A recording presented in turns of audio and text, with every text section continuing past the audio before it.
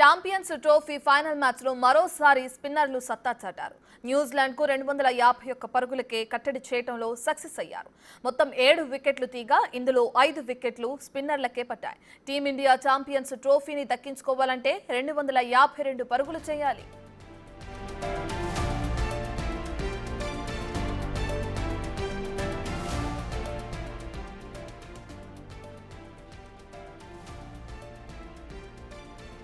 Toss గెలిచి batting తీసుకున్న Kiwis ఆటను చాలా దూకుడుగా ప్రారంభించింది.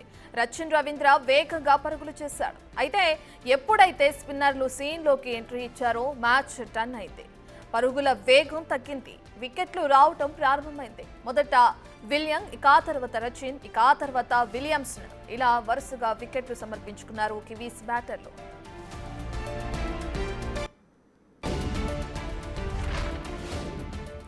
ఇక ఆ తర్వాత మిచెల్ ఫిలిప్స్ ఇన్నింగ్స్ ను చక్కదిద్దే ప్రయత్నం చేశారు. నిజం చెప్పాలంటే సక్సెస్ కూడా అయ్యారు. భారీ షాట్ల జోలికి పోకుండా స్థిమితంగా ఆడుతూ స్కోర్ను పెంచుతూ వెళ్లారు. ఎప్పుడైతే మళ్లీ పేసర్లు సీన్లోకి ఎంట్రీ ఇచ్చారో మ్యాచ్ మళ్లీ టర్న్ అయింది. మిచెల్ 63 పరుగులతో రాణించడం, ఇక చివర్లో బ్రాస్వెల్ 4లు 6లతో చెలరేగడంతో స్కోర్ ఒక్కసారిగా పెరిగింది. షమీ, పాండ్యా చివరి ఓవర్లలో భారీగా పరుగులు సమర్పించుకోవడంతో స్కోర్ పెరిగింది.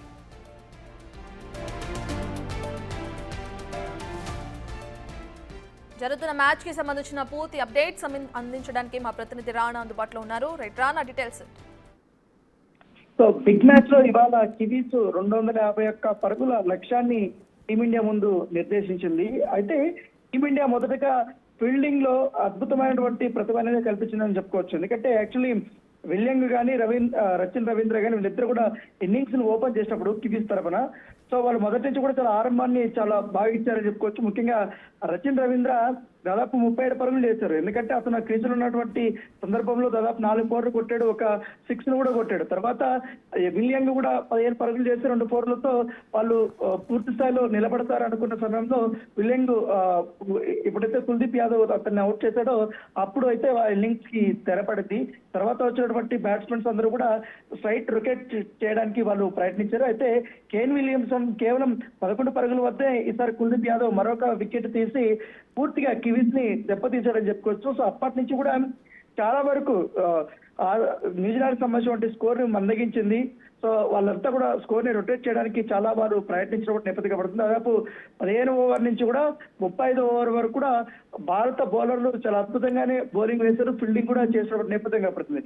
అయితే భారత బౌలర్లు మాత్రం డైరెక్ట్ మిచెల్ అయితే చాలా అద్భుతంగానే అతను ఎదుర్కొన్నాడు. దాదాపు సింగిల్స్ రొటేట్ చేస్తూ అడపదడప 4లు పాస్తూ 101 బంతులు ఆడి అతను దాదాపు 63 పరుగులు చేసిన నేపథ్యం కనబడుతుంది. తర్వాత ఆదుకుంటాడు అనుకుంటున్న టామ్ లాథన్ కూడా కేవలం 14 పరుగులకే అతను అవుట్ అవడము, తర్వాత గ్లెన్ ఫిలిప్స్ తను 52 బాల్స్ తిని దాదాపు 34 పరుగులు చేయడము, ఒక 2 4లు ఒక 6తో కొట్టడం.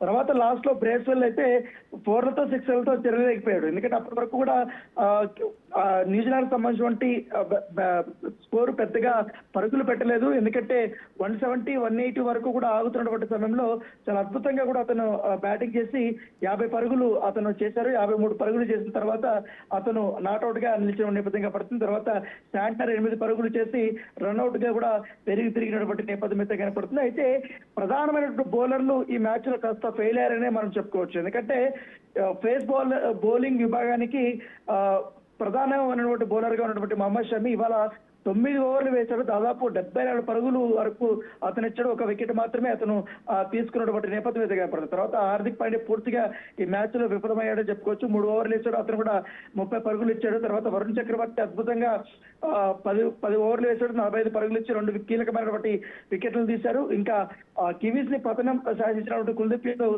10 ఓవర్లు ఇచ్చి 40 పరుగులు ఇచ్చి 2 వికెట్లు తీశాడు. రవీంద్ర జడేజా కూడా చాలా పొదుపుగా ఈసారి బౌలింగ్ వేశాడని చెప్పుకోవచ్చు. ఎందుకంటే రవీంద్ర జడేజా అలాగే అక్షర్ పటేల్ వల్ల వీళ్ళిద్దరి వల్ల కూడా స్కోరు దాదాపు 300 వరకు వెళ్లాల్సినటువంటి న్యూజిలాండ్ స్కోరు చాలా కేవలం 251 పరుగుల వరకే అది కుదించిందంటే వీళ్ళ వేసినటువంటి బౌలింగే అద్భుతంగా అని చెప్పుకోవచ్చు. సో ఏదైనా కానీ ఇవాళ ఫైనల్ కాబట్టి టీమిండియా ముందు 251 పరుగుల లక్ష్యం అనేది చాలా చిన్నదిగానే మనం భావించవచ్చు. ఎందుకంటే మన దగ్గర ఉన్న బ్యాటింగ్ లైనప్ చూసినా లేకపోతే గత మ్యాచ్ రికార్డులు చూసినా కూడా చాలా సునాయాసంగా కూడా వారు ఆ లక్ష్యాన్ని ఛేదించినటువంటి సందర్భాలు కూడా ఉన్నాయి. ఎందుకంటే న్యూజిలాండ్ తో కానీ, ఆస్ట్రేలియాతో కానీ, ముఖ్యంగా పాకిస్తాన్ తో కానీ వీళ్ళందరితో కూడా చాలా సునాయాసంగా కూడా ఆ లక్ష్యాలను అనేది వాళ్ళు ఛేదించినటువంటి నేపథ్యం. అయితే న్యూజిలాండ్ కి సంబంధించిన బౌలర్స్ కూడా తక్కువ అంచనా వేయలేమనేసి కూడా ఇప్పటికే క్రీడా విశ్లేషకులు చెప్తున్నారు. ఎందుకంటే వాళ్ళ బౌలింగ్, పేస్ బౌలింగ్ అటాకింగ్ కానీ, తర్వాత స్పిన్నర్స్ అటాకింగ్ కానీ, ముఖ్యంగా శాంటర్ అనేది చాలా కీ రోల్ పోషిస్తారనేసి కూడా ఇప్పటికే విశ్లేషకులు చెప్తున్న నేపథ్యంలో ఇప్పుడు మరి కాసేపట్లో ఇన్నింగ్స్ ని ఇండియా ప్రారంభించబోతుంది. సో వేచి చూడాలి.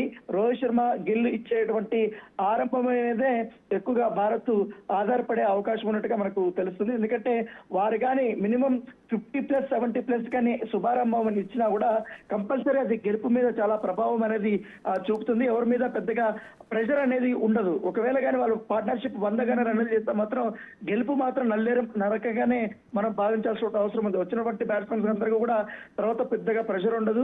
సో ఈజీగా రొటేట్ చేయడానికి, స్కోర్ ని వేగం పెంచడానికి కూడా అవకాశం ఉంటుంది. కాబట్టి సో ఓపెనర్స్ అనేది ఇవాళ వాళ్ళ పార్ట్నర్షిప్ మీదే ఎక్కువగా ఆధారపడింది. తర్వాత విరాట్ కోహ్లీ కానీ, రోహిత్ శర్మ కానీ ఇదే చివరి ఛాంపియన్స్ ట్రోఫీగా భావిస్తున్నటువంటి నేపథ్యంలో వారు ఎట్టి పరిస్థితుల్లో ఉన్నటువంటి ఈ మెగా టోర్నీని గెలవాలనే ఉద్దేశంతోనే వాళ్ళు ఆడతారు. కాబట్టి పట్టుదలతో కానీ ఎలాంటి అనవసరమైనటువంటి షాట్స్ పోకుండా బ్యాట్స్మెన్స్ నిదానంగా కానీ ఆడితే మాత్రం, ఆచితూచి ఆడితే మాత్రం, ఎందుకంటే ఆఫ్టర్ 15 ఓవర్స్ తర్వాత ఆటోమేటిక్ గా ఆ పిచ్ అనేది కొంచెం స్లో అయిపోతుంది.